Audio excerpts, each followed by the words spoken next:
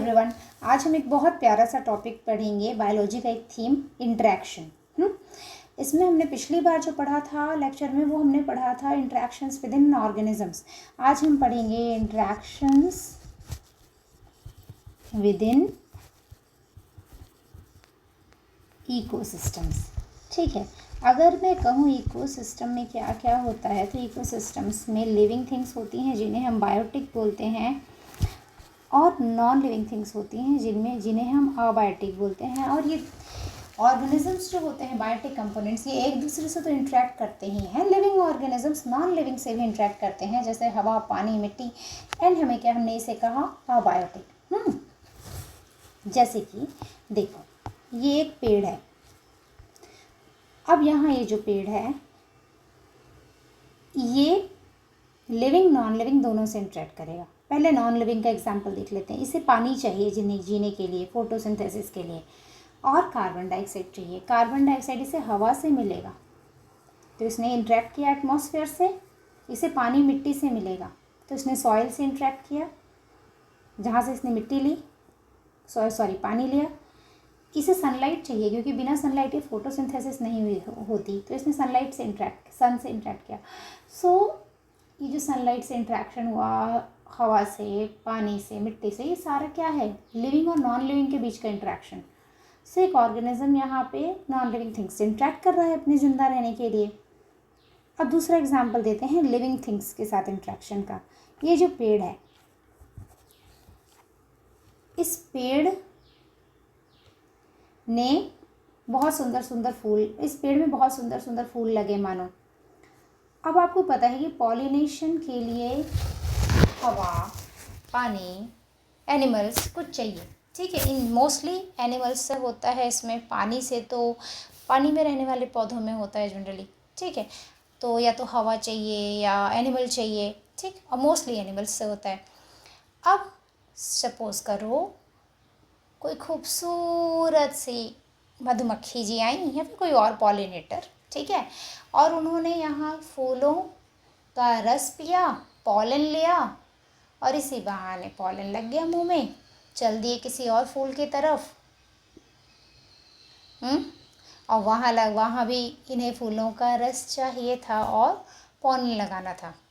ठीक, तो इधर से उधर, उधर का इधर, और पहुँच गया पॉलन दूसरी जगह, पॉलिनेशन हो गया। देखो, मधुमक्खी को क्या फ़ायदा हुआ? उसे भोजन मिल गया। और पेड़ का क्या फ़ायदा हुआ? पॉलिनेशन हो गया। ओके, तो बस एक दूसरे के काम आते चलो, ज़िंदगी बिताते चलो और गाते चलो भवरे के। यहाँ लेकिन हमने मधुमक्खी की बात की। चलो, अब मैं कहूँ कि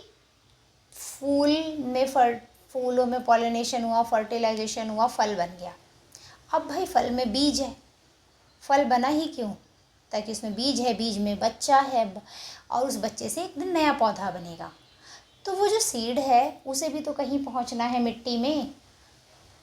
अब देखो, एनिमल्स क्या करते हैं, जैसे चिड़िया लोग आ गए, मान लो ये चिड़िया लोग आई, ये यहाँ बैठे, इन्होंने फल लिया और लेके उड़ गए कहीं, और वहाँ बैठ के खाने लगे, वहाँ सीड गिरा दिया, तो सीड भी डिस्पर्सल हो गया। ठीक है, इधर उधर। देखो, हवा से भी सीड डिस्पर्सल होता है, जैसे कि मोरिंगा में हो गया है ना, शोनाक में हो गया, ओरोजाइलम में। ठीक, तो ऐसे हवा से भी होता है कईयों में, जिनमें विंग्ड सीड होते हैं। मैंने भी शॉर्ट्स में बना रखा है, आप देख सकते हो वहाँ वीडियोस। ठीक है, और एनिमल्स से होता है। ठीक, एनिमल खाते हैं फल, इधर उधर फेंक देते हैं बीज, और पहुँच जाता है। तो देखो, इन्होंने इंटरेक्ट किया एनिमल्स से, प्यारे सुंदर पौधे ने। अब देखो, बस एनिमल से तो इंटरेक्ट करेगा नहीं। अच्छा, ये तो इनका आपसी बेनिफिशियल रिलेशन था, पेड़ पौधे और एनिमल का, कि एनिमल को फल मिल गया, प्लांट का भी काम हो गया, कि इनका बीज बच्चे पहुंच गए इधर उधर। अब देखो, कुछ लोग होते हैं कि हर्बीवोर हो गए, बस खा रहे हैं पेड़ को, जैसे रैबिट जी हो गई। ठीक है, इन्होंने खाया पिया, पचा। अब देखो, ये जो एनिमल्स हैं, ठीक, या फिर ये पेड़ पौधे हैं, इनका वेस्ट प्रोडक्ट भी होगा। खरगोश जी खाएंगे और पॉटी करेंगे, और पॉटी जो हुई है वो भी ऑर्गेनिक ही होती है। पेड़ पौधों से पत्तियां फूल गिरेंगे वो भी ऑर्गेनिक होते हैं, ठीक। तो ये जो वेस्ट प्रोडक्ट गिर रहा है इसका भी डिकम्पोजिशन होगा इस मिट्टी में। डेट्रिटिवोर्स, अर्थवर्म वगैरह डेट्रिटस को तोड़ेंगे, ठीक है। हम बाद में एक प्रोसेस पढ़ेंगे कि ह्यूमिफिकेशन होता है, मिनरलाइजेशन होता है, ह्यूमस बनना, मिनरलाइजेशन, ये सब बाद में पढ़ेंगे। सिंपल अभी एक जानो कि डिकम्पोजिशन होगा फाइनली। सो जो भी ऑर्गेनिक मैटर है वो टूट टट जाएगा, फाइनली हमें क्या मिलेगा, कार्बन डाइऑक्साइड निकल जाएगी, ऊपर चली जाएगी हवा में वापस, ठीक है, एटमॉस्फेयर में। और देखो जैसे ये प्लांट है, इसको जीने के लिए, इसको अपने ग्रोथ के लिए मिनरल्स चाहिए थे, इन्होंने मिट्टी से लिया, ठीक है, रूट्स ने एब्जॉर्ब किया। फिर इस प्लांट को किसने खाया, एनिमल्स ने खाया। और प्लांट और एनिमल दोनों के अंदर क्या है, ये इनऑर्गेनिक न्यूट्रिएंट्स भी हैं, ठीक है।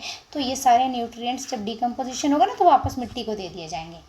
मिट्टी से आए हैं, मिट्टी में मिल जाएंगे, और फिर मिट्टी से नया पौधा वापस आ जाए। ऐसे नहीं कहते कि मिट्टी से आए मिट्टी में मिल जाओगे, ठीक है। मिट्टी से क्यों आए, क्योंकि मिट्टी से ये सब मिनरल्स थे, पेड़ को मिले, पेड़ को खाया, आ गए, मिट्टी से आए, एक दिन मर गए, ठीक है, मिट्टी में मिल जाओगे, बिना मरे भी मिट्टी में मिल जाओगे, पॉटी डिकम्पोज हो जाएगी ना। चलो ठीक है, ये हो गया।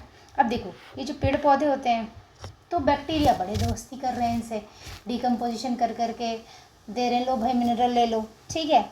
अब इन बैक्टीरिया को भी तो कुछ मिलना चाहिए ना। तो ये पेड़ पौधे क्या करते हैं, पेड़ पौधे लोग,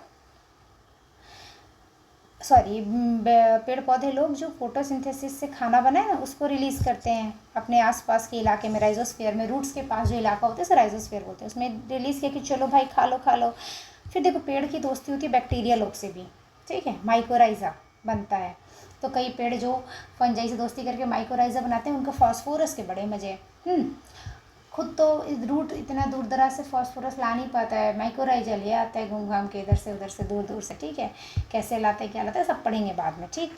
तो फाइनली दोनों का फ़ायदा हो, बैक्टीरिया फंगस, इन लोग को क्या मिलता है भाई, फंगस को माइकोराइजा वाले को क्या मिला, खाना मिला जो पेड़ ने बनाया था, ठीक है, फोटोसिंथेसिस से फ़ायदा ही फ़ायदा एक दूसरे का। अब जैसे देखो ये जो नाइट्रोजन फिक्स करने वाले प्लांट होते हैं, जो ये दाल वाल की खानदान होती है, मटर वटर, इनकी जड़ों में, रूट्स में रूट नोड्यूल बनते हैं, वहाँ बैक्टीरिया होते हैं जो सिम्बायोटिक नाइट्रोजन फिक्सेशन होता है ना, एक दूसरे का फ़ायदा, ठीक है। तो देखो बैक्टीरिया नाइट्रोजन फिक्सेशन करेगा क्योंकि प्लांट तो डायरेक्टली एटमॉस्फेयर का नाइट्रोजन को ले नहीं सकता। तो बैक्टीरिया वगैरह जो होते हैं ना, पूरा नाइट्रोजन साइकिल वाली कहानी हम पढ़ेंगे बाद में, उन्होंने नाइट्रोजन फिक्स किया, प्लांट ने नाइट्रेट लिया फाइनली, ठीक है। बहुत सारे बैक्टीरिया होते हैं, अलग अलग स्टेप वाले होते हैं, वो सब हम बाद में पढ़ेंगे।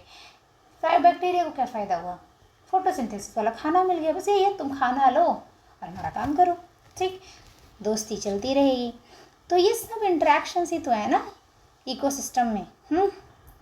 अब देखो एक और चीज़ है, जो ऑर्गेनिजम्स होते हैं उनका इम्पैक्ट उनके इन्वायरमेंट पे भी पड़ता है।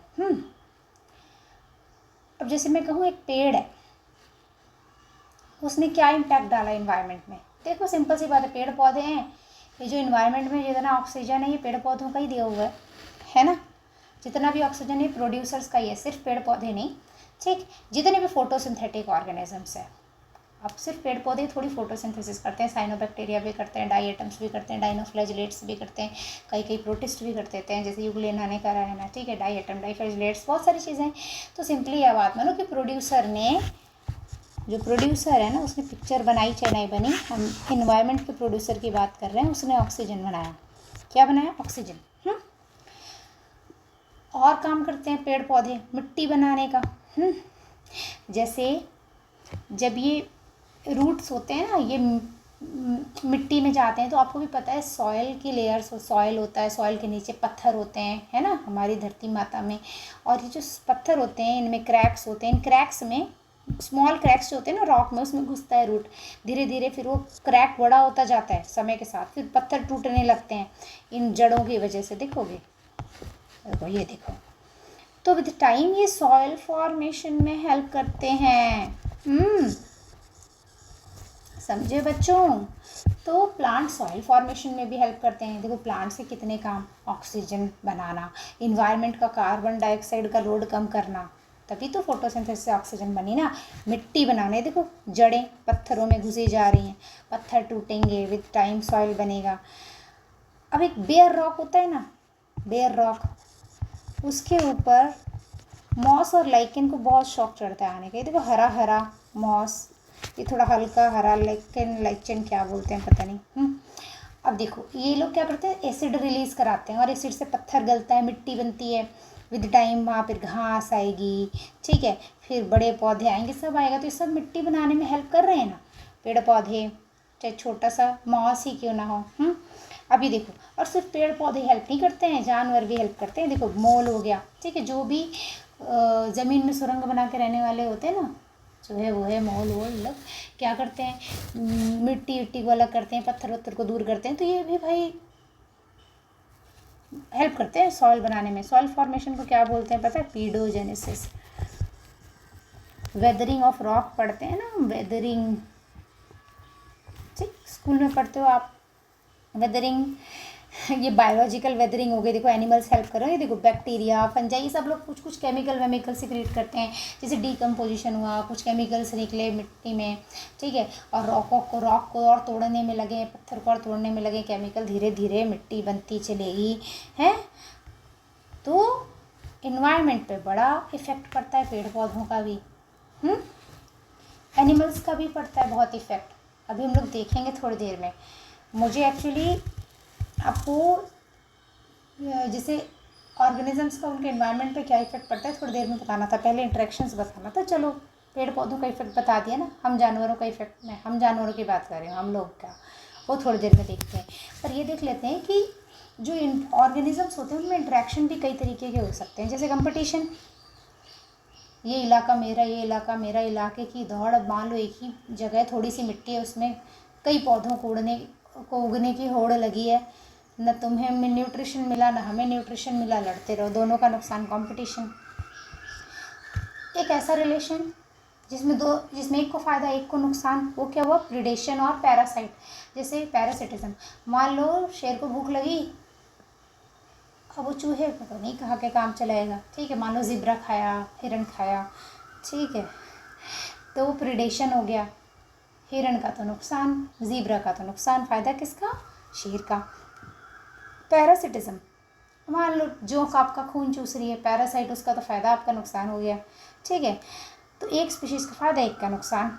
म्यूचुअलिज्म, दोनों का फ़ायदा, जैसे मैंने अभी नाइट्रोजन फिक्सेशन में एग्जांपल दिया, ठीक है, फिर माइकोराइजा का एग्जांपल दिया, फंजाई और प्लांट दोनों का फ़ायदा, ठीक। चलो ये एग्जांपल ले लो। अब ये जो एग्जांपल है ना, सी टर्टल और ये जो क्लीनर फिश होती है रिमोरा, ठीक, क्लीनर फिश भी बोल सकते हो, ठीक। अब ये इसके ऊपर कोई लोग कहते हैं भाई ये कि म्यूचुअलिज्म है, कि ये जो मछली है इसका फ़ायदा हुआ, इस मछली का ये फ़ायदा हुआ कि ये टर्टल के ऊपर बैठ के समुंदर में घूम रही है, और प्रोटेक्शन मिल जा रहा है इसे प्रेडेटर से, और टर्टल का फ़ायदा हुआ कि इसके ऊपर जो पैरासाइट वगैरह होते हैं उन्हें ये खा लेती है। लेकिन कई लोग बोलते हैं कि इस टर्टल को बहुत ज़्यादा फ़र्क नहीं पड़ता है पैरासाइट से, और बल्कि इसको उलझन भी लगती है कि क्या ये मछली चिपके हुए पड़ी है। तो कई लोग इस रिलेशन को कमेंसलिज्म भी बोलते हैं।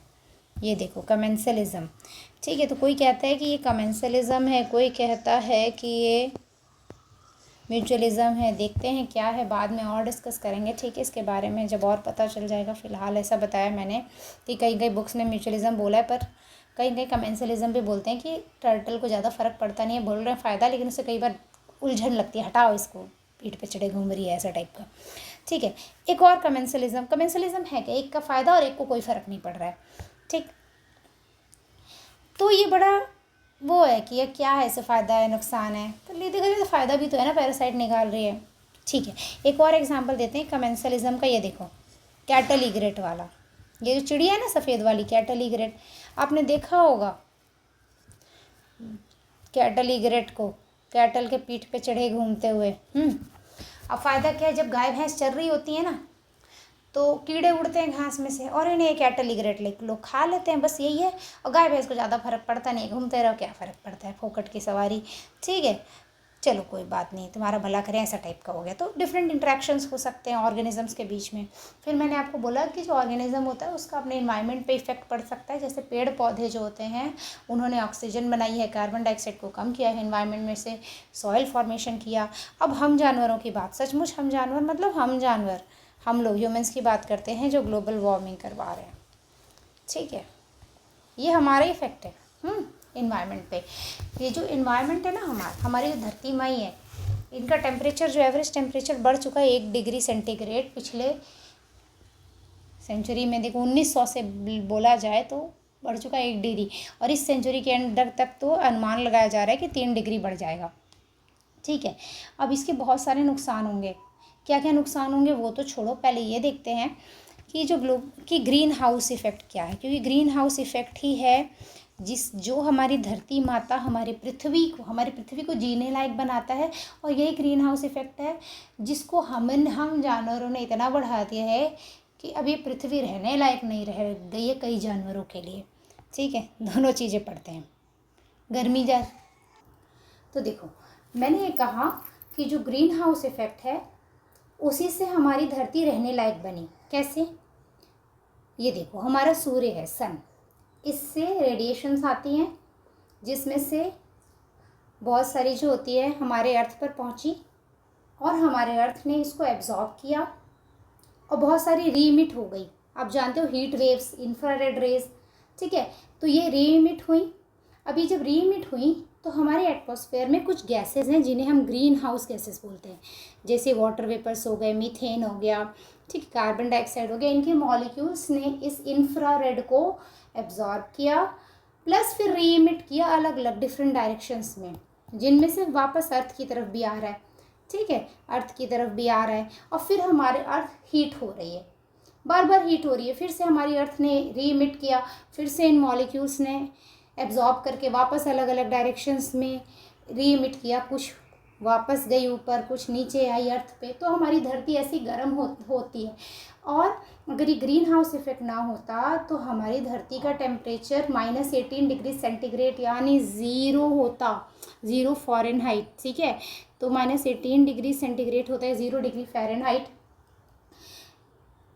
पर ऐसा है नहीं ना, ठीक। तो हम रह पा रहे हैं हमारी धरती पर सिर्फ इस ग्रीन हाउस इफेक्ट की वजह से, पर फ्यूचर में नहीं रह पाएंगे और बहुत सारे ऑर्गेनिजम्स नहीं रह पाएंगे इस ग्रीन हाउस इफेक्ट के बढ़ने की वजह से। कैसे? हमने बहुत ज़्यादा फॉसिल फ्यूल बर्न कर रहे हैं, ठीक है। तो उससे कार्बन डाइऑक्साइड रिलीज़ हो रही है। बहुत ज़्यादा नाइट्रोजन वाले फर्टिलाइज यूज़ करने से N2O निकल रही है। बहुत सारे ये जो जानवर पालने से मीथेन निकल रही है। जो कैटल होता है वो जानते हो, उनके डाइजेशन वाला प्रोसेस, एब्जॉर्प्शन, ठीक है, डाइजेशन वाला प्रोसेस, उनके गोबर में मीथेन है, ठीक है। फिर फ्लोरिनेटेड गैसों का यूज़, जैसे कि रेफ्रिजरेटर में, एरोसॉल स्प्रेज में, एसीज में। तो ये फ्लोरिनेटेड गैसेस, ये सब ग्रीन हाउस गैसेस हैं जो बहुत ज़्यादा हीट ट्रैप करेंगी, जितना होना था उससे कहीं ज़्यादा, और धरती गर्म होती जाएगी, जिसके वजह से हो जाएगी ग्लोबल वार्मिंग। और ये ग्लोबल वार्मिंग बहुत सारी प्रॉब्लम्स को जन्म देगी। जैसे कि देखो, और एक और चीज़, हम पेड़ पौधे भी काटते जा रहे हैं, तो जो कार्बन डाइऑक्साइड जो पेड़ पौधे लेकर के ऑक्सीजन में कन्वर्ट करते थे वो भी नहीं हो पा रहा है। तो कार्बन डाइऑक्साइड भी बढ़ता जा रहा है उसकी वजह से भी। तो बहुत सारे पाप हम कर रहे हैं जिसकी वजह से ग्रीन हाउस इफेक्ट बढ़ रहा है और ग्लोबल वार्मिंग हो रही है। उसके बहुत सारे कंसिक्वेंसेस होंगे। जैसे देखो, जब टेम्परेचर बढ़ेगा तो बहुत सारे एनिमल्स तो रह ही नहीं पाएंगे, और वो माइग्रेट करने लगेंगे इधर से उधर। जो माइग्रेट कर सकता है, जो नहीं कर सकता है वो तो फिर राम नाम सत्य, एक्सटिंक्शन पे जाएगा। कुछ बर्ड्स माइग्रेट करें जैसे, ठीक है। और जैसे देखो, ये वाली जो लिजर्ड है इसका नाम है स्केलोपोरस। ये जो जीनस में लिजर्ड्स है ना, इनमें बहुत सारे लोग, जो ये मैक्सिको के हैं, ये बहुत सारे लोग पहले एक्सटिंक्ट हो चुके हैं, डिसअपियर हो चुके हैं, ठीक है। और बहुत सारे अभी बचे हैं जो गर्मी से छुपने में ही अपना समय बिता रहे हैं। तो खाना कहाँ से खोजें, और खाना खाने का समय नहीं, खाना खाने को फुर्सत ना मिले, खाना नहीं खोज पाएंगे गर्मी की वजह से, तो मर जाएंगे ना, एक्सटिंक्ट हो जाएंगे, ठीक है। अच्छा, जब गर्मी ज़्यादा होगी तो बर्फ़ पिघलेगी, ठीक, बर्फ़ पिघलेगी तो फाइनली वो समुंदर में आएगी, सी लेवल राइज करेगा। दूसरा, जब गर्मी होगी तो वाटर मॉलिक्यूल्स एक्सपेंड होंगे समुद्र में, फिर से सी लेवल राइज करेगा, तो कोस्टल एरियाज पे संकट है। दूसरी, पानी का टेम्परेचर गर्म होने से समुद्र में जो पूरा कोरल वाला इकोसिस्टम होता है वो खतरे में है, ठीक, ऑर्गेनिजम्स के लिए प्रॉब्लम। दूसरा कि देखो पेड़ पौधों की पूरी लाइफस्टाइल चेंज। अभी देखो ऐसा नहीं है कि सिर्फ बर्फ़ ही पिघल रही है, पूरा जो रेन और स्नो का पैटर्न है ना, ठीक, प्रेसिपिटेशन, उस पे इफ़ेक्ट पड़ेगा, विंड पे इफ़ेक्ट पड़ेगा, ठीक। और देखो बहुत सारे स्टॉर्म्स आएंगे, हायर टेम्परेचर होगा, हीट वेव्स आएंगी, जंगल में आग लगेगी, वाइल्ड फायर्स आएंगे, ड्रॉट्स होंगे, बहुत सारे प्रॉब्लम्स होंगी। अच्छा, परमाफ्रॉस्ट क्या होता है? जो भी कोई जब मिट्टी वाली जगह है ना, ज़मीन जहाँ 2 साल से लगातार बर्फ़ ही है, बस वो फ्रोज़न है, ठीक, तो उसे परमाफ्रॉस्ट बोल देते हैं। अब जैसे ग्रीनलैंड में, साइबेरिया में, अलास्का में, यहाँ पे परमाफ्रॉस्ट है। अब वो गर्मी से जब पिघलेगा तो वहाँ क्या होगा, एक तो पिघल रहा है तो वहाँ जो बैक्टीरिया वगैरह है ना वो एक्टिव हो जाएंगे और डीकम्पोजिशन करने लगेंगे, जो ऑर्गेनिक मैटर ट्रैप था वहाँ बर्फ़ में। अब डीकम्पोजिशन के रिएक्शन में आपको पता है कार्बन डाइऑक्साइड बहुत सारी रिलीज हो गई, वो खुद फर्दर ग्रीन हाउस इफेक्ट करेगी। ये थॉइंग वाला क्या है कि वही बर्फ़ पिघल रहा है, ठीक है। तो ये सिंपल चीज़ें हैं कि दुनिया बर्बाद हो रही है इंसानों की वजह से। अब ये देखो बेचारा पोलर बियर, ये बर्फ़ पे रह करके अपना भोजन, अपने शिकार को खोजता है पानी में से, जैसे सील खाना इनका। अब ये बर्फ़ ही पिघली जा रही तो बेचारा कहाँ रहेगा, कहाँ खोजेगा, और एक दिन ये भी एक्सटिंक्ट हो जाएगा, ठीक है। तो ये हम जो जानवर हैं ना, उन्होंने दूसरे जानवरों की ज़िंदगी बर्बाद कर रखी है, खुद की भी तो करेंगे ही, कर ही रखी है गर्मी से, ठीक। तो चलो ये पढ़ लिया हमने ग्लोबल वार्मिंग। फिर मिलेंगे, Ram Ram, tata bye bye.